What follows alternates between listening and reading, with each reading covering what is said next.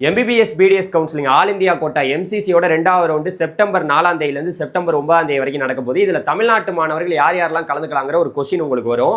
அதாவது நீங்கள் நீட்டில் ஜஸ்ட் பாஸ் ஆகியிருந்தாவே இதில் கலந்துக்க முடியும். குறிப்பாக நல்லா ஒன்று கேட்டுங்க, செப்டம்பர் 4ஆம் தேதியிலேருந்து செப்டம்பர் 9ஆம் தேதி வரைக்கும் அதாவது ரிஜிஸ்ட்ரேஷன் பண்ணுறது, பேமெண்ட் பண்ணுறது, சாய்ஸ் ஃபில்லிங் பண்ணுறது, சாய்ஸ் லாக் பண்ணுறது எல்லாமே இதில் நடக்க போகுது. நீங்கள் வந்து பார்த்தீங்கன்னா 1வது ரவுண்டில் கலந்துக்கவே இல்லை சார், நான் ஆல் இந்தியா கோட்டாவில் 1வது ரவுண்டில் கலந்துக்கவே இல்லை, நீங்கள் இதுக்கு எலிஜிபிள். 1வது ரவுண்டில் கலந்துக்கிட்டேன், பட் ஆனால் எனக்கு வந்து பார்த்தீங்கன்னா சீட்டே கிடைக்கல, பிரச்சனை இல்லை, இதில் நீங்கள் பார்ட்டிசிபேட் பண்ண முடியும். 1வது ரவுண்டில் கலந்துக்கிட்டேன், அதில் எனக்கு சீட்டு கிடைச்சிருச்சு, நான் காலேஜில் போய் ஜாயின் பண்ணிட்டேன், நீங்களும் இதுக்கு எலிஜிபிள், அதாவது ரீஅலாட்மெண்ட்டுக்கு.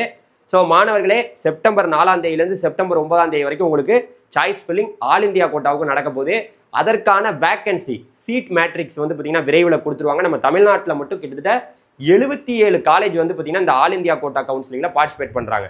ஸோ உங்களுக்கு சீட்டெல்லாம் வந்து பார்த்தீங்கன்னா இன்க்ரீஸ் பண்ணுறாங்களா இல்லையாங்கிறது நமக்கு 2வது ரவுண்டுக்கான அந்த சீட் மேட்ரிக்ஸுங்கிறது செப்டம்பர் 4ஆம் தேதி 5ஆம் தேதி நமக்கு கொடுத்துருவாங்க.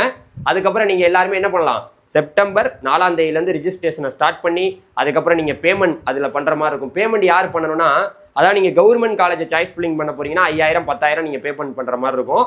அதே போல் நான் வந்து டீம்டு யூனிவர்சிட்டி பண்ண போகிறேன்னா நீங்கள் வந்து 2 லட்ச ரூபா வந்து பார்த்தீங்கன்னா நீங்கள் செக்யூரிட்டி பேமெண்ட்டாக நீங்கள் பே பண்ணுற மாதிரி இருக்கும். இதை பே பண்ணிட்டு தான் நீங்கள் சாய்ஸ் ஃபில்லிங் பண்ணணும். மாணவர்களே, செப்டம்பர் 4ஆம் தேதியிலேருந்து 9ஆம் தேதி வரைக்கும் நடக்க போது ஆல் இந்தியா கோட்டாவில் பார்ட்டிசிபேட் பண்ணுங்க. ஆல் இந்தியா கோட்டாவில் உங்களுக்கு சீட்டு கிடைச்சிச்சுன்னா நீங்கள் கட்டாயமாக ஜாயின் பண்ணணும். ஃப்ரீ எக்ஸிட் அப்படிங்கிறது ஆல் இந்தியா கோட்டாவில் 2வது ரவுண்டில் இல்லை அப்படின்னு சொல்லிட்டு இந்த வீடியோ முடிச்சுக்கிறேன். ஸோ நம்ம தமிழ்நாட்டுக்கான அந்த 2வது ரவுண்டு செப்டம்பர் 10ஆம் தேதியிலேருந்து அதுக்கப்புறம் வந்து நமக்கு 10ஆம் தேதியிலேருந்து ஸ்டார்ட் பண்ணுறதுக்கான வாய்ப்பு இருக்குது. 19ஆம் தேதி வரைக்கும் நடப்பதற்கான வாய்ப்பு ரொம்ப அதிகமாக இருக்குது. அதற்கான டேட் வந்ததுக்கப்புறம் இதே போல் உங்களுக்கு வீடியோ கொடுக்குறேன். தொடர்ந்து இதே போல் இன்ஃபர்மேஷனுக்கு மறந்துடாமல் ஃபாலோ பண்ணிக்கங்க. தேங்க்யூ.